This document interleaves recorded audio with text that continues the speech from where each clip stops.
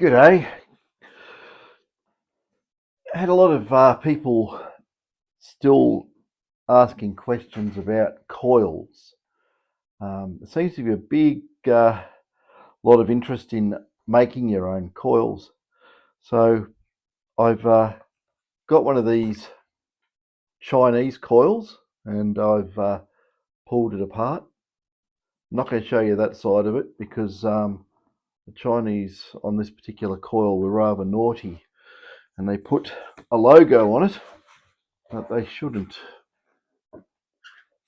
This is a genuine Minelab coil, mono 11-inch. I think there's probably been a million or more of these made. Very, very common coil. I've got some more coils around, but for those who want to make a really good coil, I'm going to give you some pointers. Okay. Now this was a nugget finder 12-inch mono coil, and this was, I think they called this the Advantage coil. And if you have a good look at the coil, the way it was made, you can probably see a scratch down there. I've done that. I put a scratch down there when I was doing some experiments.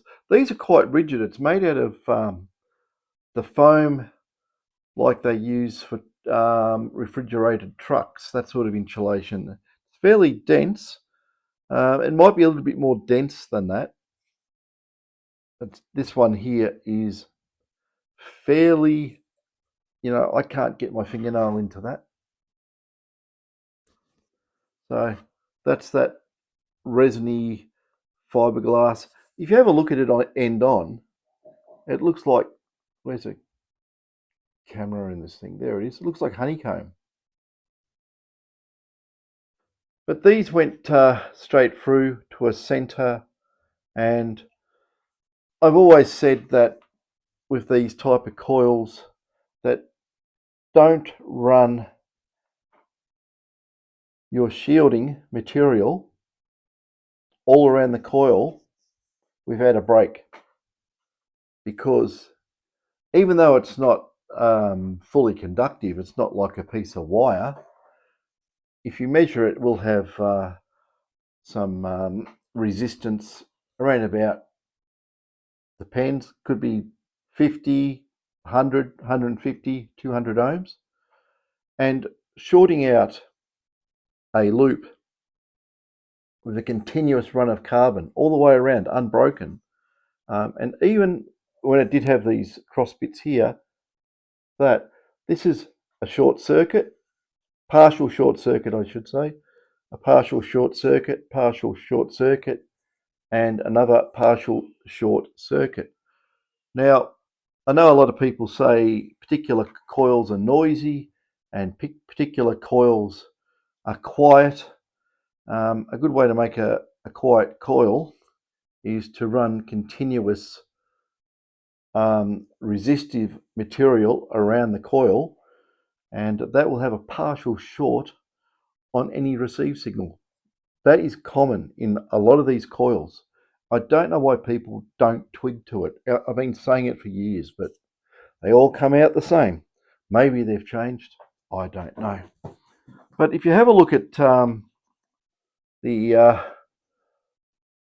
Chinese version of the 11-inch mono, there's a few things you should take into account. Now, this is just cardboard, very, very thin. It's not like paper. It's not as flimsy as, a piece of A4. It's about, what would it be? It'd be about 3 or 4 times as thick. And I was going to push this through anyway. So this is the other horrible thing here. These types of seals. Well, it's meant to keep the water out of your coil, right? But I'll tell you something about that as well. If you have a look at it's a cable gland, if you want the correct term. But if you want to have a look at all these coils were made the same at one time. And when I did a video years and years ago on my own coils, I complained about these things destroying the outer windings, the outer shield in the cable. Because what actually happens, that little rubber bung there slides into that part of the cable gland there, and then you get this, you put it on and you tighten it up, and because this here is tapered, you see this bit here, it's tapered, and this is tapered as well on the inside, it's tapered. You screw it down, and what it does, it starts crushing that little rubber bung, and it is very thin, and it cuts into the outside of the cable here. And when it pushes in on the outside of the cable, those wound lit strands on the outside, as they go, they're caught tight. As the cable goes bend, bend, it goes snap, snap, snap, snap, snap, snap, break, break, snap, snap, and eventually you start breaking the outside strands, which is your signal return and also cable shielding, and you can't get enough power into the coil for a start because the strands that are left over can't carry the current, and you're losing shielding at this point as well, and you're also increasing the resistance of the whole assembly, and you'll start losing signal. So when a coil went noisy, there was a few mechanisms that would cause it. First of all, this thing here being tightened to the absolute what, and it has caused the cable to break. As it wiggles around, it'll just break. It's very, very thin copper strands, and that's why in later coils, after I did my session on explaining that, and I can prove this. This is one of my old coils I did years and years ago, and if you have a look there, it is just a friction fit rubber bung, right? So you can push it through. It's probably been sitting for a few years. It's probably de-rubberized and gone a little bit loose, but that's how we did it. The other thing too with coils, and this is very important, and I don't know if people realize this either. I'll get the genuine article here. Okay. It's got remains of tape on it, but anyway, under the skid plate here, the skid plate covers the whole coil assembly. I can't separate that. It's got old remains of tape. Hang on a second. I've got some bits, some coil up here. I'll just go and grab. I'll just grab these. Where are we? Up here? No. Okay. Oh dear me. Okay. This is it's got tape on it as well. This is another genuine mono from years ago, and someone has that's pretty tight, but they've got to put elastic around here, which is probably not a very good thing to do. So anyway, on that other coil, this is the bottom part of it, and pull hard. The skid plate. All coils should have a skid plate. They're about 1 millimeter thick. You're going to lose a millimeter of depth. Big deal. But this is going to take all the scuffing over rocks and whatever you scuff it over, gravels, Eventually, if you use these all the time, they wear through.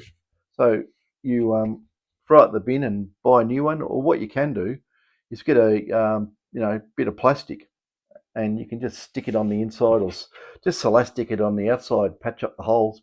It still works fine. You might lose 2 millimeters, not going to make a difference. But that's the bottom part of a coil assembly, which the skid plate goes on. As you can see, this is nice and clean because it's been protected. But when they make these coils, and this goes for probably all of them, there may be exceptions. We're going to go down here again. But I'm getting a lot of coils and wires at my feet now, all tangling up. As you can see, these are either melted with acetone. You can wick it with acetone on this plastic and it melts. And that's how some of them are done. And it makes a really, really good seal, okay? And that just goes on the inside part of that. It basically sits like that and goes all the way around. You can see, whoops, like so. I don't usually use the camera this way around, so a little bit confusing. Yeah, so if you can see in there, it all sits nice and snug. And all done properly, this is watertight, okay? You got your cable gland here. This is all done up nice and tight. It may have a bit of sealant, may not. And this bung, the rubber bung, pressing on this cable, which is breaking the cables, the inside bit on the outer, breaking the braid, makes a nice watertight fixture. Wrong. And tell you why it's wrong. I don't care what is here, right? As from personal experience doing waterproofing on IP65 equipment, detector coils, and other things that had to be submersed. What happens? Okay, you're out, it's a real hot day, coil's hot, everything's nice and warm around the place. You want to go and stick this coil in a puddle, in a river, right? The worst thing you could ever do. First of all, collapses in internal pressure. As it cools down, the outside pressure is greater than the inner. And even if the coil has a microscopic pinprick of a hole or any surface imperfections whatsoever, right? I'll tell you right now, this is going to act like a vacuum pump and suck water in. It's not going to fill up with water. It'll suck in enough to stuff the coil up, all right? And I can show you what it actually does. On a lot of these older coils, this one in particular, not so much on the top of the coil, all right? Have a look at that. It's pretty nice and straight and uniform. But we flip it over, and you can see those bulges. That's loose. I can push that down. I'll do it this way so you can probably see my finger move. All right? This is not attached to the foam, and it should be. This should not move. If you're going around detecting and you're pushing the bottom of your coil on the ground or against anything actually, even just on a field, and you're just hitting that, the plastic will compress that in. The slightest movement on that shield, which is basically your Faraday shield, it's meant to stop ground capacitance directly interfering with the winding of the coil. If you change the capacitance of the winding in relation to any other object, it will make the detector go. It'll make a noise. It'll scream. You hit green shrub sometimes, and the detector will, whoa, off it goes, and you go, what the hell's causing that? That's a similar sort of effect because the green shrub is very, very conductive. You can even have static buildup on these coils and not know it, and when you hit something with a lot of moisture in it, it'll actually discharge, and the detector will make a sort of a ping sound, very quick ping, And you'll go, what was that?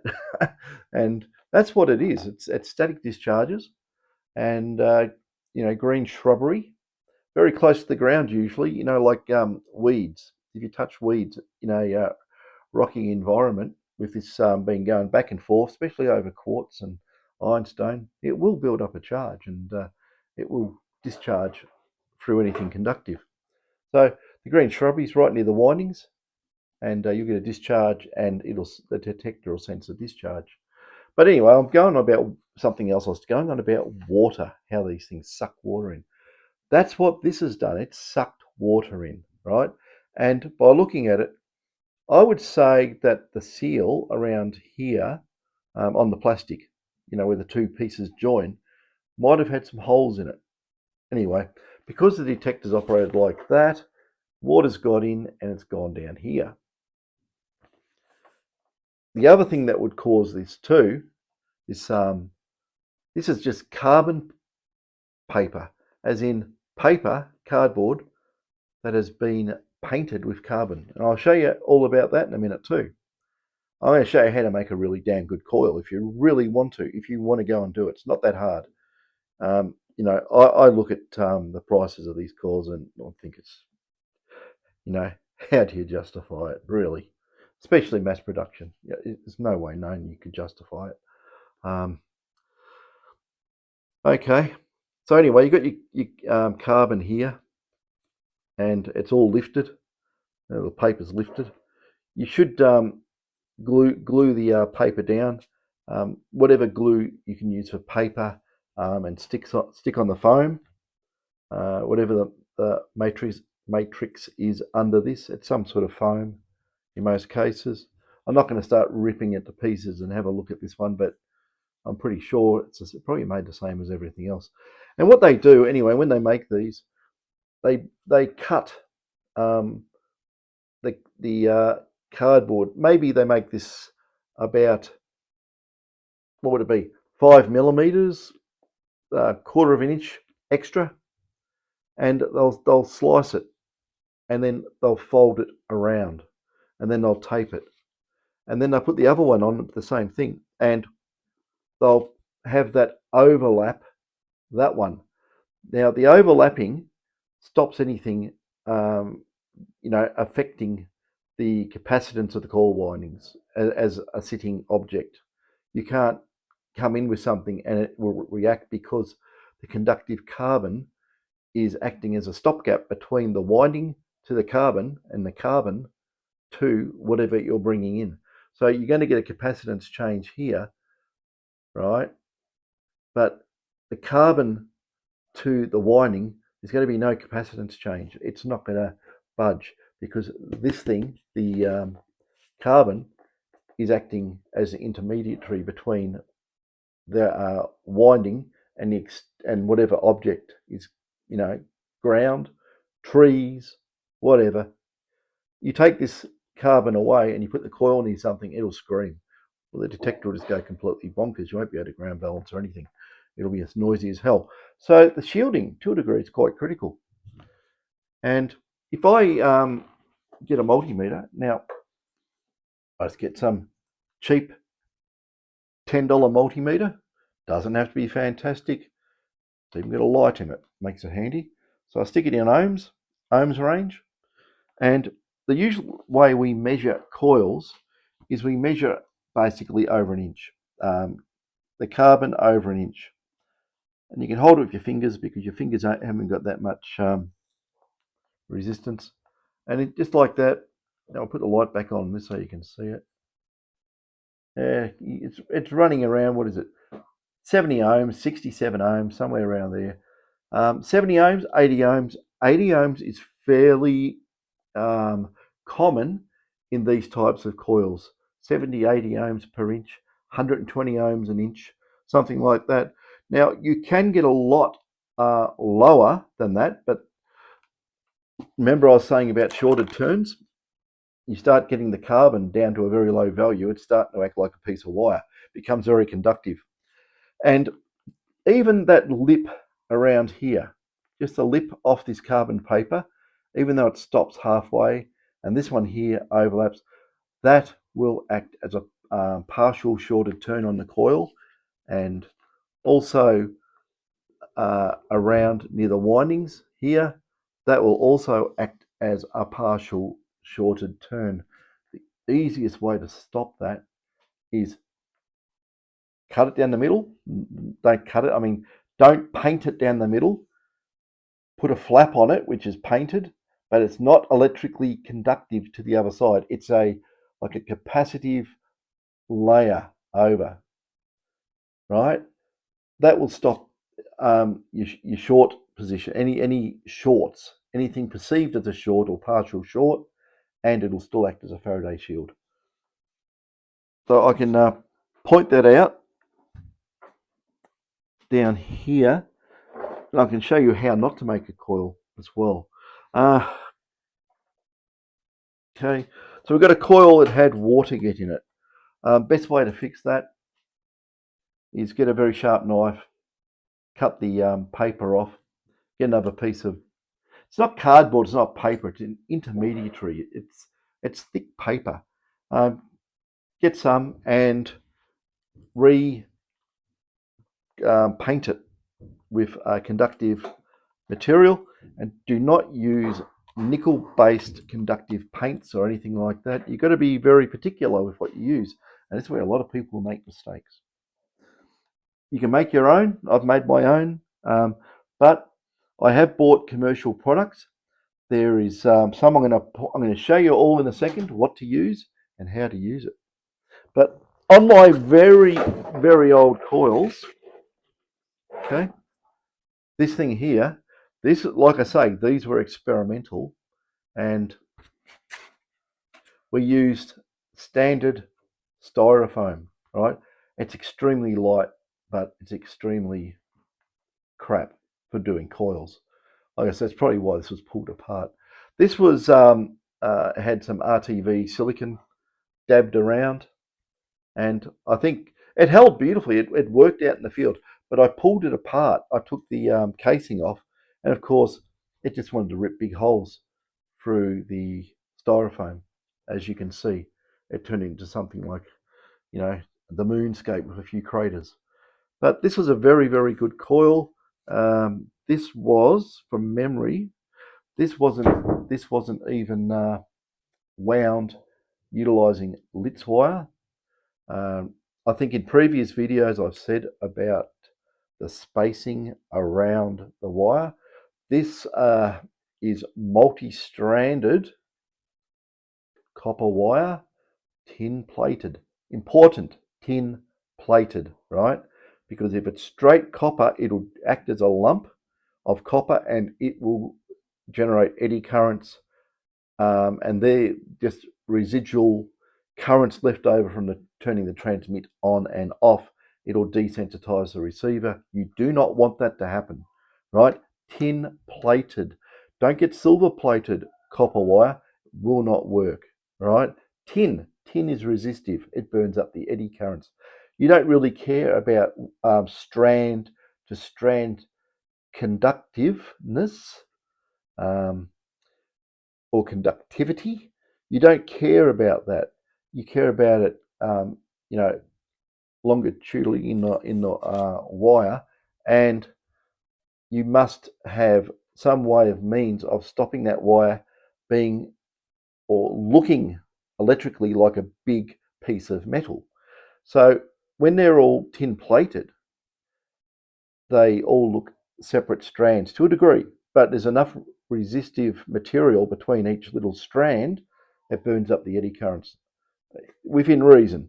But at the speeds these PIs work, it works fine. I've never had a problem. And actually, this coil, when we tested this coil with some very, very clued up people, should I say. And on the day, I think it was this coil might have actually beat every other coil. But this is going back, oh God, 8 years ago. Anyway, that's how it worked out. Now, the other thing too, this has polypropylene insulation. If you can see that. Very, very low dielectric constant. And the other thing about polypropes or polypropylene's the best, by the way, for this. Don't use Teflon. It's tribio-electric. It causes zaps. Rubbing Teflon together generates like a voltage, very much like striking a quartz crystal. It generates voltages. So with this material here, this is the other trick to it. Because if you put a few winds on, right, if you get a little bit of heat through a hot electric element, you can just heat the polyprope and it'll melt, a little bit melt, right? Not a lot, you don't want to melt the whole thing, but it'll tack melt to the next wire. And you can make a super solid, stable coil doing that. That you'll get no movement at all. You know, a lot of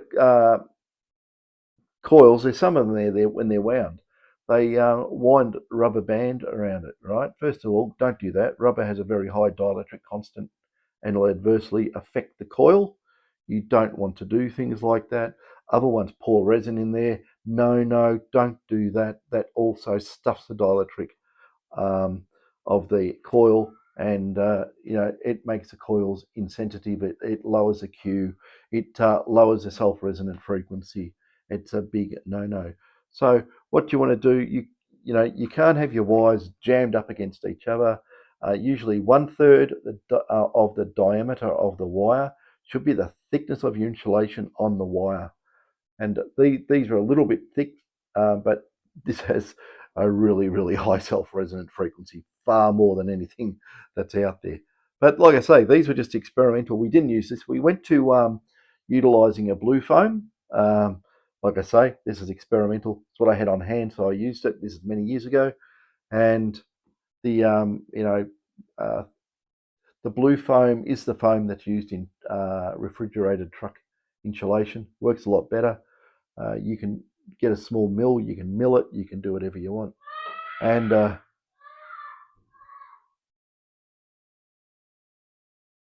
whatever that was, you would have heard that. Oh, someone's scaring someone. That's what it is. They hide and jump out in front of each other and scare the hell out of each other. Yeah. So yeah, don't make them out of styrofoam and glue them like that. If you pull on the top of it like that, you'll do this. But like I say, these were experimental. As you can say, there's a remainder of it on there. But electrically, it's worked fine. The other thing you may notice too on the older coils we had done, the actual cable we used, right? Now you got to remember this is really old, but still beautifully flexible, right?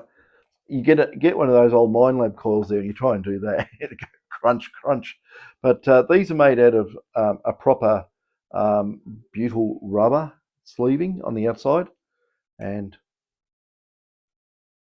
really nice overall. There's no movement in anything, and very good coil. Okay, so we get into the nitty gritties of coils. We'll just go over here. We'll say, okay, let's have a look at this old Advantage nugget finder that has sacrificed its life to a bit of experimentation. Now, I'll tell you one good thing about these coils. You bang a nugget finder coil and it doesn't sound off, right? And if you actually look in here, this is getting very close to those flat wound coils, but it's not. They've gone 2 windings high, 1 winding on top of the other, and they've wound it like so. It's only relatively small. It's not like one of these big windings. It's half of that. So even so, this would be more sensitive to smaller gold than going deep on bigger targets.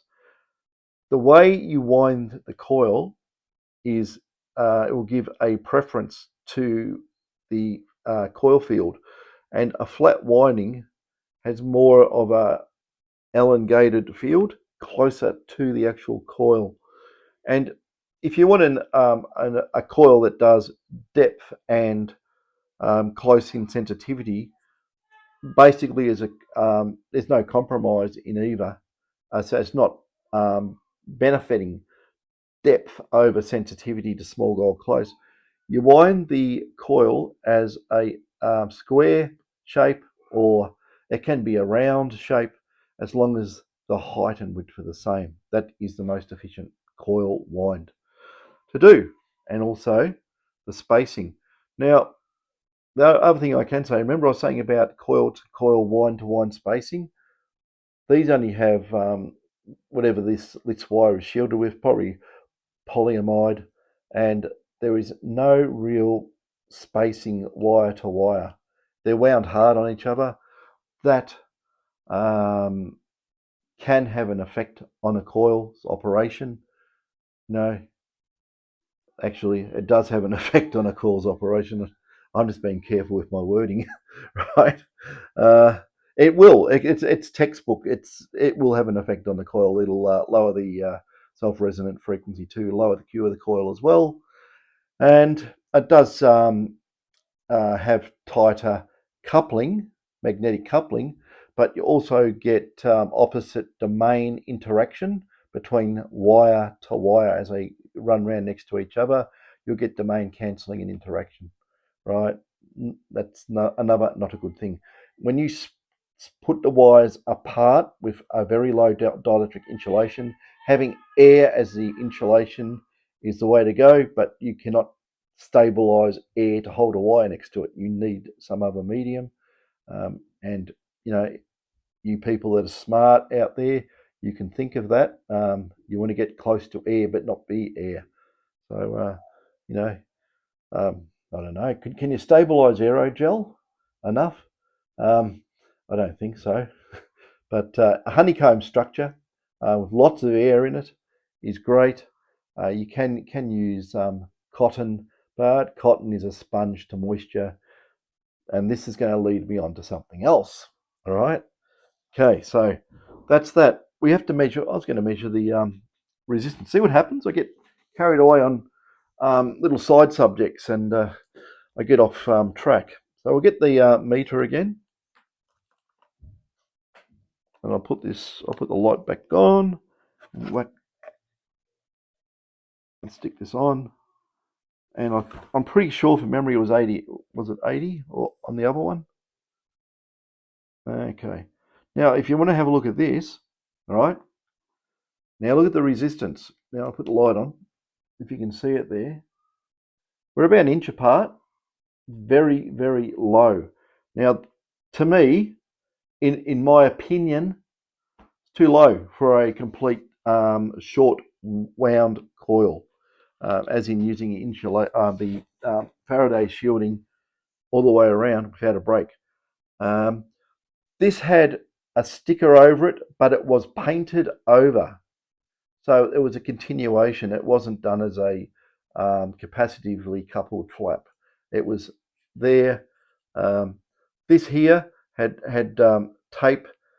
I've done that. Those scrapes are from what I've done ages ago, and then the cutting out here is what I've done too, to basically make it a unloaded type coil that it wasn't being encased by a partial shorted turn. And it served its purpose. It was done for experimentation, and it's been sitting out in the garage for many, many years. But yeah, I like the foam they've used though. It's quite good. Very hard, and I don't know overall how much air is in it. Not that it really, but yeah, if I'm twisting it and it's really solid, makes it a bit heavier. Like that styrofoam one I've got. Like, even though this thing here is huge, this thing here, I can tell right now by even holding this one's heavier. This is heavier than this, right? So, but you can't use styrofoam. It's just not stable enough. Even though it works really well, it's not stable. This is stable. You could bang this, and there'll be no movement, and it won't sound off. A lot of other coils, any flex. I have noticed more so with these pancake coils, because you can't, and they don't glue it down hard everywhere. They rely on the tape. As soon as it gets a bit of moisture in there and you get a bubble and you go bang, it'll move the carbon in relation to the coil winding. I can just push that now. I can feel it. It's springy, right?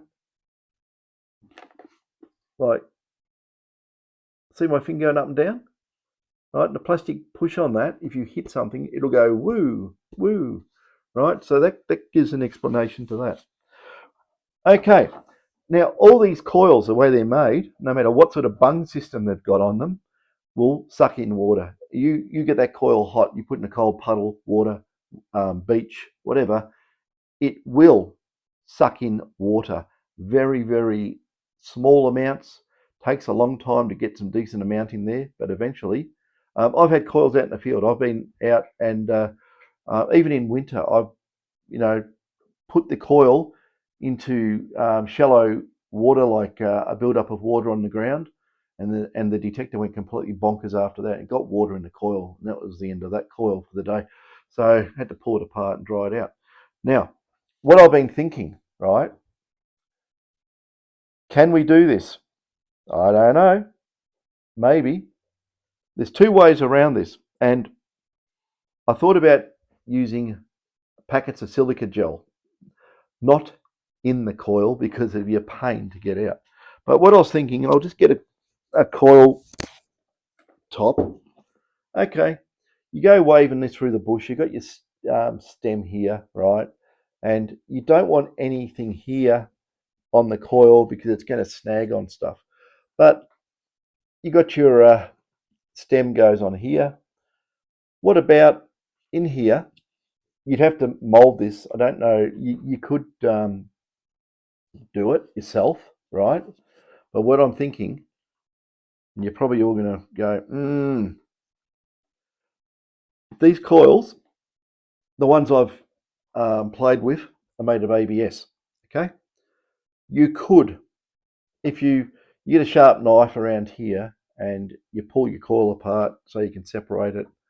What you could do, I've always thought about this, and say here you put a small tube of coming up, an inch 25 mil high, 15 millimeter, 3/4 of an inch diameter, something or other, whatever, not critical. And it's open to the coil, and you have an end cap with a, say, a rubber bung on the end cap. So it makes a pretty good seal. And what you could actually do is you can get a packet of silica gel, stick it in there, and bung it in, right? And silica gel is really good at absorbing water and keep the coil the coil really, really dry inside too.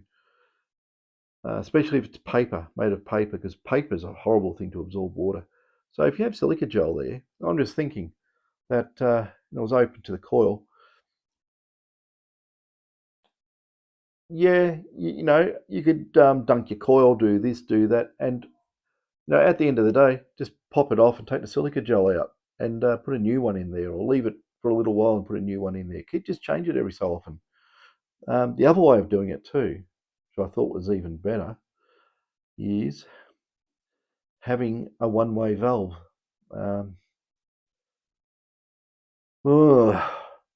And instead of having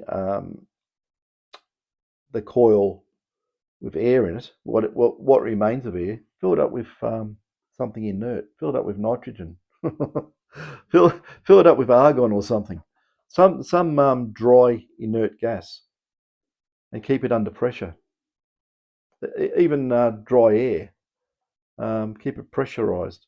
But you'd find that the air would leak. Same way as water would get in, air would leak out faster. I don't know. This is all food for thought. How do you stop water getting into a coil? It'd have to be hermetically sealed. And then, just out of Murphy's Law, water will find a way. It always does. There's many times I've gone out doing field jobs in the past, and these things were IP rated, waterproof, whatever, and whatever electronics was in there, it stopped functioning. I undo it, it's full of water. So It just gets in. You know, it'll pull rubber seals in if you get enough pressure differential. And you know, if your rubber seal gets pulled in a little bit, you know, in goes the water. So yeah, it's one of the things, keeping water out of coils, um, and it's probably more of a thing in the manufacturing process to keep water out or ever from ever getting in. But there's ways and means. Okay, we're going to get onto the nitty gritty now. You want to paint your coils with some sort of carbon. Okay, I said how to mix it up before. People find it hard to get the ohmage down low enough, but that's just a particle size issue, and also how much you mince it up. You know, steal the blender out the kitchen and you know, let it run for a fairly long time. Probably burn the motor out in the mixer. Depends where the mixer come from. Okay, so what do you use? Now, I found some magic stuff years ago, and I actually used it on my coils. It worked beautifully. I'll show you what it is. Oh, you can see why. It's been kicking around for a while, this stuff. And it's only meant to last 18 months or something, right? And guess what? It still works now, and it's been years. This is probably 10 years old, I'd say. Around about 10 years old, 11 years old. And what there is,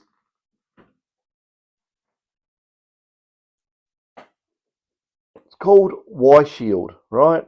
Now, this is just a freebie. This is no plugs for the company or anything, but this material works really well. Now, I can't remember which one's which. There's HSF54, and there's the NSF34. One of these is extremely low resistance, and one of them is higher resistance. Now, off the top of my head, trying to go back, you know, probably 8 years ago, trying to remember what I used and in what ratio, um, I can't remember. But this stuff here is brilliant, right? Now, what you do with it, I think it might be the 54. Or is it? No, it might be the 54. The 54 is really, really low resistance. Like I'm talking, you know, 2 ohms or something per centimeter. Um, very low. Could be 10 ohms a centimeter. I can't remember. It's very low. Okay. And this one here is a lot higher. This one here is about 1,000 or so, I think, for memory. 500 or 1,000. So you need both of these. And they're not cheap, but you can hunt around and get them for a good price these days. These were expensive when I got them. These were just new out. So what you got to do with the Y Shield, first of all, when you get this stuff, you shake it up like hell. You shake the living, you know, the Jesus out of it for quite a while. And just make sure that if it's old like this, well, I don't know if you can hear this, still very liquid. No problem with it. What you do with this stuff, right? You get a bit of this, a bit of the other one, and I can't remember the ratio. I wish I could, but you put a touch of the high resistance one into the low resistance one, and you don't do it in the bottle, right? Do it in a separate container. And what you do, you just work out your ratio, what you've done. It might be 1 to 2 or something like that, whatever. Write it down, your ratio, mix it up, you know, mix in a little tiny, you don't need a lot of it, just make a small amount, right?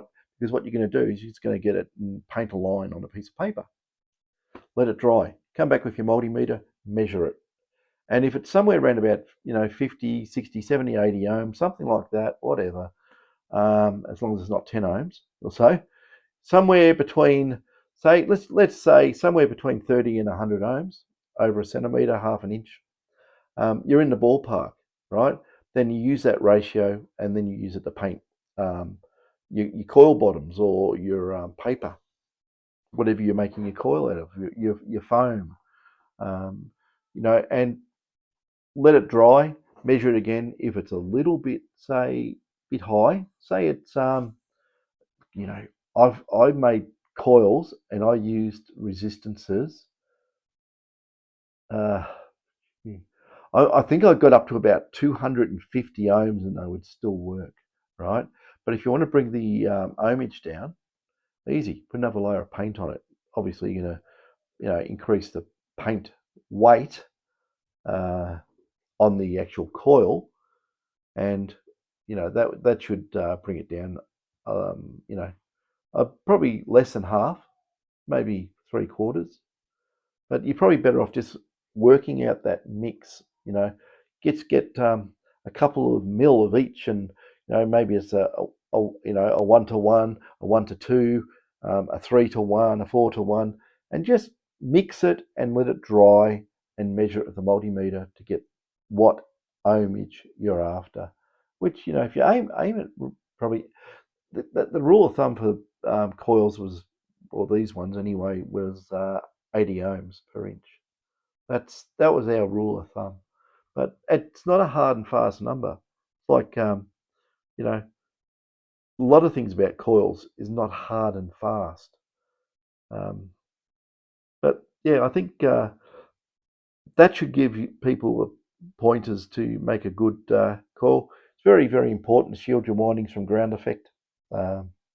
Anything that moves, you've got to stop it wiggling, moving. Don't bung up your windings with some bloody, high dielectric type material. Don't pour resin in it. Don't go and shove glue in it or anything like that.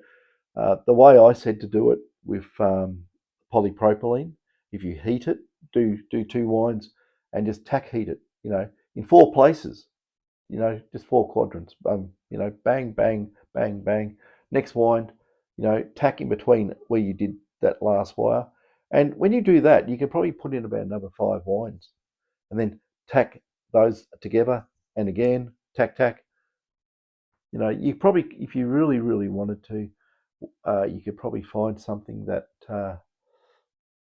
is a very light type of glue. Tarzan's grip, actually. The clear Tarzan's grip is fairly low dielectric when it dries for some reason. There's other stuff.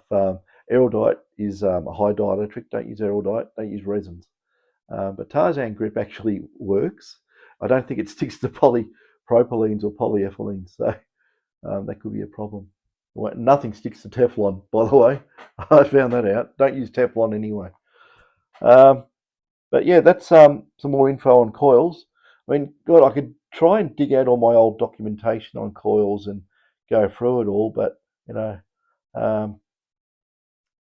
yeah, they would probably have to spend a day and a half in the garage pulling it all out.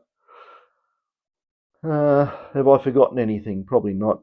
Oh, the other thing, yes, there is. See, coils. It just doesn't stop, does it?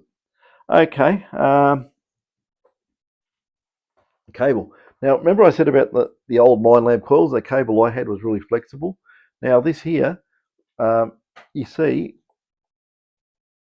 it's not flexible. I feel like if I pull this open, it'll start breaking it. It's not a butyl rubber unless it's got lots of additives in it. It's very stiff, or it's been wiggled and wiggled, and all the copper's gone hard, which is not a good thing either. Copper work hardens.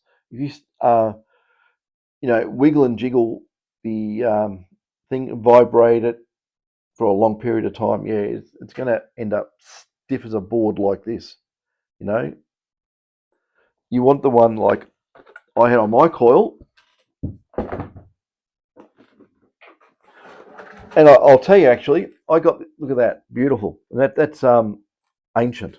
Very flexible, beautiful, beautiful stuff. Nothing wrong with that. I can tie it in a knot.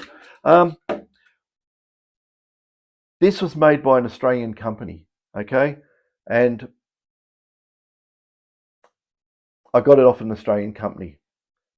And it's an electrical engineering company. They got offices in Melbourne. They got offices in Sydney. They do all the sales from Sydney. They do the manufacturing in Melbourne. I think they're in Broadmeadows. And buggered if I can remember their name. It's so long ago. But they won't just make you 1.5 meters of that cable. They won't even make you 100 meters of that cable. Now, if you want that cable made here, it's going to cost you a fortune, by the way, just the way it is. But I'll tell you what, made to specification, It's the best cable. It's got the capacitance on that cable is really, really low. It's about a third less than any other cable I've measured, which means you can run your coil faster. You don't get as much signal loss. Remember what you're dealing with. You're dealing with nanovolts, picovolt type signals. You do not want to try and shove that through something that's going to diminish the signal and try and pull it out of the mud at the other end. It ain't going to work. I can go and look up who I used to make that. And if you want some really good coil cable, the way you do it, you got to say, get a whole heap of people together and say, look, I'll take 10 meters, or someone else wants 100, but you get a lot of people who want really good coil cable. They'll make you double D cable. They'll make you mono cable. The mono cable, this one I spec'd, is absolutely brilliant. Yeah, I just haven't dealt with this company since I had this cable made, and it's on the tip of my tongue. It just won't come off. But a group buy on this type of cable.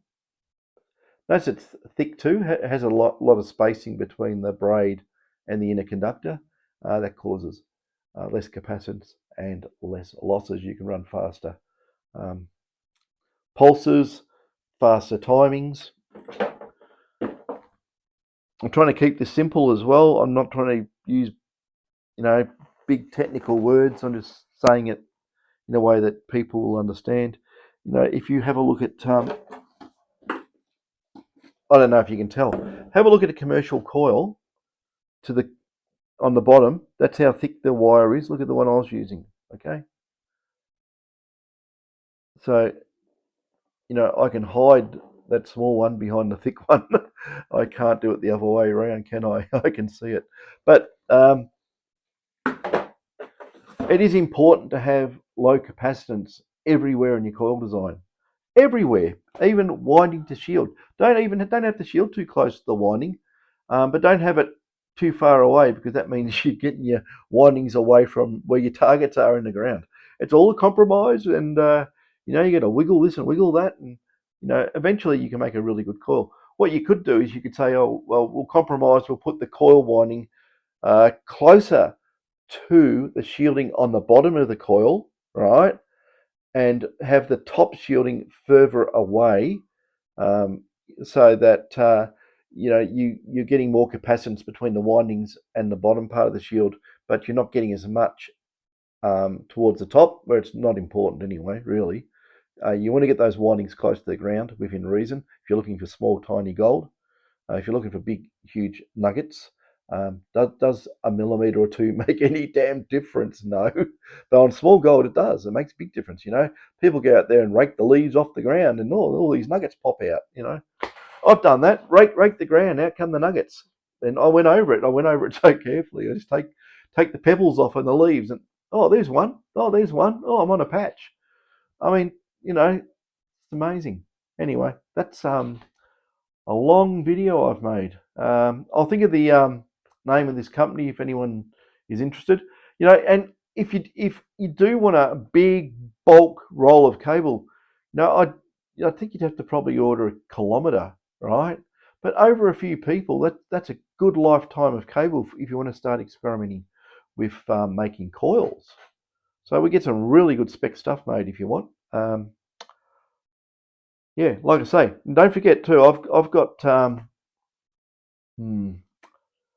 much have I got? I don't know. I've got enough Litz wire, the proper Litz wire, 1 millimeter square diameter, 72 strand, that if you put it all together, 4 Arnold Schwarzeneggers could not lift it. It's a lot. It's on a shipping pallet on the spools. It would cover the shipping pallet, and it would be come up to about 1.5 meters high, or so. So, like I say, if I tied all my Litz wire together, I think it would go to the moon and back. It's just a hell of a lot. It's many hundreds of kilos of Litz wire. So, you know, if you want it, go on detectormods.com. I think it's on there. Or Pester Dave if you want some Litz wire. And he can wind some off and send it. It's not expensive to send, because if you're only making a coil, we just, you know, basically send it as a flat wind, you know, and can go in just a parcel. Being copper's heavy in itself, but you know, you don't want to buy Litz wire off eBay or something like that. They charge a fortune for it. You try and get 72 strand, um, was it 0.12 mil, um, you know, Litz wire, you know, 1 millimeter square, 1 millimeter diameter, and yeah, it's very, very expensive. It's like, oh God, you know, why is my coil going to cost so much? Where um, I think we're selling it for $1 a meter or something. It's like so much multiples times cheaper than anyone else for that type of Litz wire. So it's cheap. I've got tons of it, tons of Litz wire. Like I said, when I thought about making coils, and then I said, nah. Well, you know, I did, but it got too hard, and there's a lot of circumstances around it that yeah, put me off basically. So never pursued it. Except we do make the drag coils. Dave makes the drag coils, and if you want a drag coil, big ones, if you're looking for monster gold, or you're looking for paleo channels, or you know, big build-ups of black sand, and you're using you know, using older detectors, which are really good for that too, by the way. The old I used to use the old SD 2000 and just offset the manual ground balance, looking for paleo channels years and years and years ago. Yeah, everything now is years and years and years ago. It's not yesterday. So yeah, been doing it for a while. Anyway, if you want drag coils, go on to detectormods.com. Contact Dave. You want Litz wire, contact Dave. If you are interested in a big bulk buy of the coil cable, you know, the coil head to the detector, um, you know, say something about it, because I'll tell you what, there's enough people interested. We can get a lot of it, and we'll get it cheap, and you'll get it probably about 1/10 of the price you'd pay elsewhere, and we'll get stuff made properly. Depends if you're interested or not. You know, I've got a few cut lengths around I don't want to get rid of, because I do use it on my own coils and experiments and so forth. But if you're interested, yeah, let us know. You can probably even send us an email. You can use the contact details on Facebook too. Detector Mods, you know, is on Facebook. You can message in YouTube, whatever you want. Anyway, that's 58 minutes of bloody babble. Catch us later, guys.